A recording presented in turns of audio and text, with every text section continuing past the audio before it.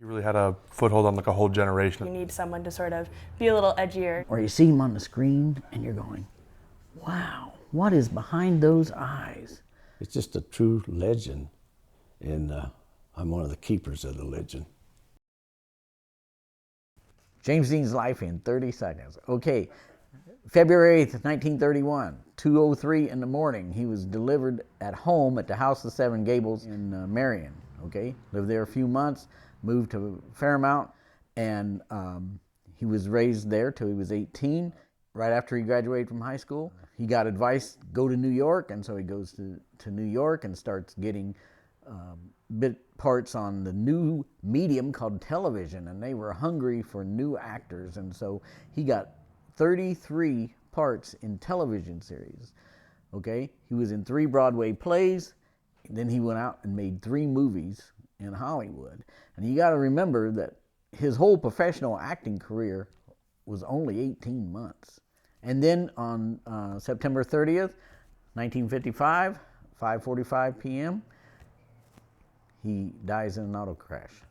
He said things to his parents that kids at that time in the 50s were afraid to say to their parents. He sort of opened things up for them. He was not a rebel, though. That's all Hollywood.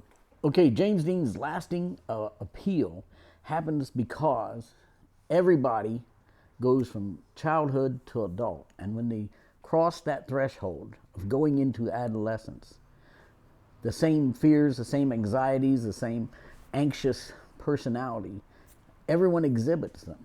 And who showed it better than James Dean? It's hard for us to put that into a concept because I think we're from a different generation where people talk like that more often. So I think like in his generation it was a lot more groundbreaking, but for us that sort of, we'd almost see that as normal.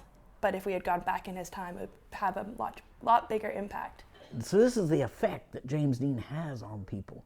You know, that they come from Japan year after year after year. A guy from Australia bought a house here in Fairmount just so he could come and vacation here. All right? So, I mean, the lasting effect on his fans is just monumental. It has changed everyone's life. I'm gonna tell you, the best people I ever met, the funniest, the nicest, the greatest people, my best friends are all Deaners. I didn't know too much about him, but more of him being in movies and, you know, that good-looking actor kind of image he had going for him. But it was really cool to see, again, like how many people, like just the fan clubs and the people who wrote letters and people, like how he impacted so many people's lives. People gravitate towards the idols that they are most like, okay? And so this is what separates the Elvis fans from the Marilyn fans from the James Dean fans, you know.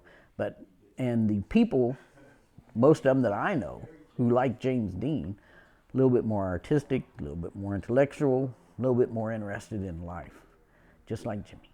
He was doing television and stuff, and I happened to see, you know, it's like when he appeared with former President Reagan, you know, we sat out there and watched it on a black and white TV, which was, you know, it was like, he was, you know, just a celebrity here locally.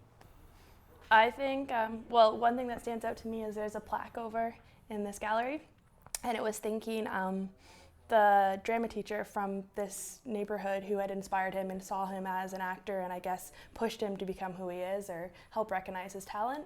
And I think if you were to think of a world without James Dean and without those movies and him sort of pushing the envelope, I don't think media or movies would be what they are today. 11 years in the Army, and I've been to 9 foreign countries and 27 different states. James Dean's already been there, okay? I was in Desert Storm, went over to Iraq. I pulled out my James Dean lighter, and this old Iraqi woman, she looked 100 years old, she come over there and she pointed and she goes, James Dean, James Dean. You know, I was in Berlin, got off the train station, took my suitcase, was heading towards a hotel, and I turned the corner, and there, a city block long, 2 stories tall, was this billboard, James Dean selling cigarettes. He had the giant pose with his head down and his feet, you've seen the picture, and he was selling cigarettes. So in the island of Cyprus, I was on the beach, I walked up, and there was a movie theater right on the road. And it said, now playing Rebel Without a Cause. James Dean's forever. You know, he's going 100 years from now, they'll still be coming here, going to his grave site, going to the few memorials around locally, but he's forever.